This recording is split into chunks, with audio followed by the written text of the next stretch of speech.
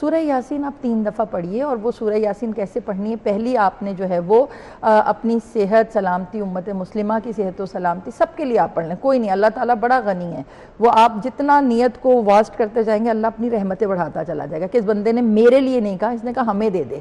تو ایک سورہ یاسین آپ اس طرح پڑھ لیجئے صحت و سلامتی و تندرستی، دوسری جو ہے آپ وہ رزق میں کشادگی کے لیے جہاں جہاں تنگی ہے، جس کے گھر میں تنگی ہے، اپنے ریلیٹیوز آپ کو پتہ ہے ان کے نام لے لیں، کوئی بات نہیں، اس سے انسان سخی ہوتا ہے کہ آپ پڑھ آپ رہے ہیں اور آپ نام فلاں، ہاں مجھے پتہ وہ بھی پریشان ہے، وہ نام لے لیں، کوئی بات نہیں، اس کا بھی نام لے لیں، اس کا بھی لے لیں، جب آپ نام لیتے جائیں گے آپ کے اندر اللہ وسعت پیدا کرتا جائے گا۔ پھر اس کے بعد تیسرا آپ نے جو کرنا ہے وہ درازی عمر کے لیے کرنا ہے، اپنے لیے، پیرنٹس کے لیے، بچوں کے لیے، اپنے علماء حقہ کے لیے جو دین کے کام کر رہے ہیں، جو آپ کے ملک کی بہتری کے لیے کام کر رہے ہیں، ان کے نام لیجئے۔ یہ 3 آپ سورہ یاسین پڑھیے، اور پڑھنے کے بعد رسول اللہ کو ہدیہ کر دیجئے کہ یا رسول اللہ آپ نے خدا کی بارگاہ میں دینا ہے، یہ میرا اتنا ایکسیس نہیں ہے کہ میں خدا تک ڈائریکٹ چلے جاؤں، یا رسول اللہ آپ کی بارگاہ میں رکھ دیا، تو یہ آپ کیجئے۔ آپا یہ 3 سورۃ یاسین جو آپ نے بتایا طریقہ کار، یہ کہتے ہیں مغرب کی نماز کے فوراً بعد ادا کرنے اب تو ساری رات ہے، آپ جب پڑھ لیں گے نماز تو آپ پڑھ سکتے ہیں، اس میں بھی اور اثر کے بعد سے کہتے ہیں آج کے دن کی شروع ہو جاتا ہے، جی بعض دفعہ۔ اچھا اس میں آپ نے بہت پیاری بات کی اثر کے بعد سے، جیسے کوئی مریض ہے، کوئی بیٹھ نہیں سکتا، کوئی اتنی کنٹینیوس عبادت نہیں کر سکتا، کسی کا بچہ چھوٹا ہے،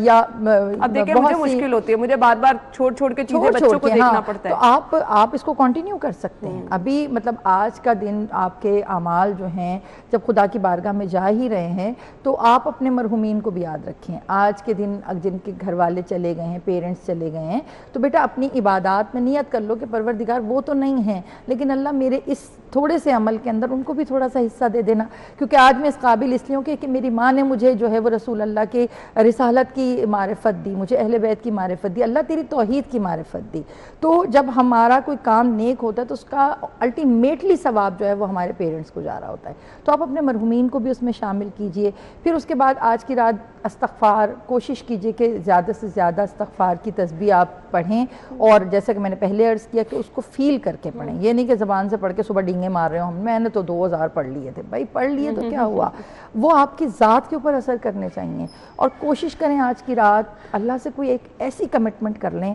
کہ پروردگار میں پہلے یہ نہیں کرتی تھی، آج کے بعد تجھ سے وعدہ کر رہی ہوں یہ کر لوں گی، مطلب چھوٹا سا کریں، مطلب اللہ بھی نہیں چاہتا کہ آپ ایسا زمین و آسمان کے قلابے ملا کے بالکل الٹی آپ نکل کے آ رہی ہیں، تو اللہ کہتا ہے ایسا نہیں، مجھے تھوڑا عمل چاہیے مگر مسلسل چاہیے، تھوڑا تھوڑا کرو لیکن ریگولر کرتے چلے جاؤ۔ اور پھر آج کی رات کے 50 مرتبہ قل ہو اللہ والے 4 رکعت نوافل بھی ہیں کہ آپ نے 2 رکعت کر کے نوافل کی نیت کرنی ہے، شعبان کی 15 کی رات کے میں 2 رکعت نوافل پڑھ رہی ہوں قربتاً اللہ، اور الحمد کے بعد 50 ٹائم قل ہو اللہ، پھر دوسرے میں بھی الحمد کے بعد 50 ٹائم قل ہو اللہ۔ اور یہ 4 اکٹھے آپ نے نیت نہیں 4 نہیں 2 کر کے 2، کیونکہ نوافل جو ہیں وہ آپ 2 کے ساتھ ہی کرتے ہیں تو پھر اس کا ثواب زیادہ ہوتا ہے، تو 2 رکعت کر کے آپ یہ پڑھیں گے تو 200 ٹائم آپ کی جو ہے وہ